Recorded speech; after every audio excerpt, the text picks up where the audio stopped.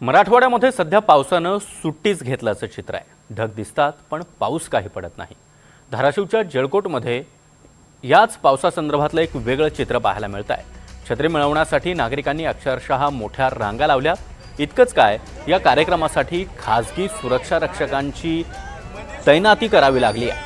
पाऊस नसला तरी उन्हापासून बचाव आणि गरज पडली तर आधार देण्यासाठी छत्री उपयोगी पडेल असा विश्वास आयोजक व्यक्त करतात। त्यामुळे पावसानं दडी मारलेली असतानाही छत्री वाटपाचा हा कार्यक्रम मात्र सध्या जिल्हाभर चर्चेचा विषय बनला आहे।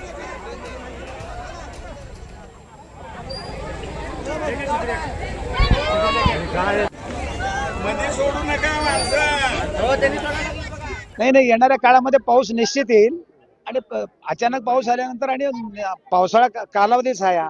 4 दिवस मागे पुढे पाऊस येऊ शकतो, परंतु गरीब लोकांना छत्रीचा उपयोग ज्येष्ठ लोकांना काठी म्हणून करता येईल आणि उन्हामध्ये पावसामध्ये त्याचा सावलीसाठी उपयोग, पावसापासून संरक्षण, उन्हापासून संरक्षण आणि गरिबांना एक सेवा कार्य म्हणून आम्ही केलेलं आहे।